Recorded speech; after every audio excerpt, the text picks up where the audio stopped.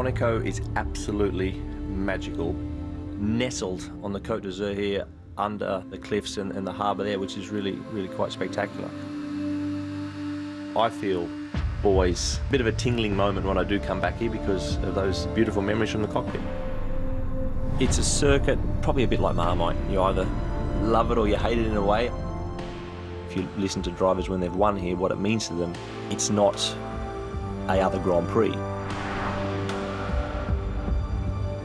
What worked for me around the streets of Monaco was, making sure I was maintaining fitness, getting out of Monaco on my bicycle into the hills, clearing my mind, and keeping that clarity of thought that meant that I felt I owned the racetrack. When I go through that tunnel, every single time I feel something special because my mind goes back to when I was leading the Grand Prix there.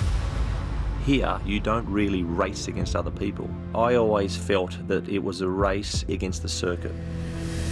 Monaco remains, as it was, the ultimate challenge for the driver. Coming past Lotus Climax, waited for the right moment before trying to go into the lead. Round here, it's essential that, of course, that you're absolutely accurate all the time and can concentrate for 100% and never make a mistake. When you think about Monaco and drivers, it's hard to go past Ayrton Senna. Sometimes it takes so much energy, so much concentration that you really see nothing else other than the narrow road, the armcos, the walls, and your wheels going at 100, 200, 250 kilometers an hour. Your heart is in your mouth the whole way around. You're always moving, you're always reacting to this. There's so many different bumps, barrier here, barrier there, particularly when you're going up the hill. You're never able to relax for a split second, You start getting what could be considered creative with your driving and greedy, you will end up in the barrier. If your mind drifts for a small moment, it can just bite you so hard.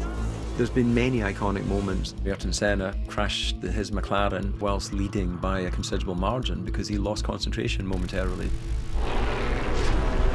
Car and Patrese going off. It's the claustrophobia of the circuit. You get into just this state of trance. The barriers are just like a ribbon around you and they're moving in and out and you're threading that needle lap after lap after lap after lap. Probably like climbing Everest.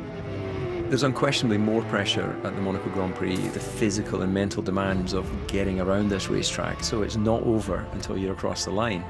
Webber comes out of the final corner! It's absolute relief. It is just relief. You're physically and mentally exhausted at the end of it, but the reward is so much higher than any other Grand Prix. Getting out of the car, the celebrations.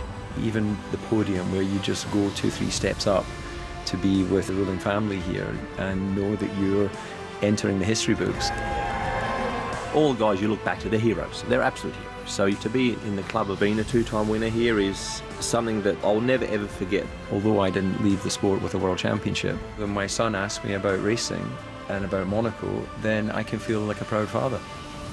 Monaco for me, you cannot describe in one word, because it's actually 3, the ultimate challenge.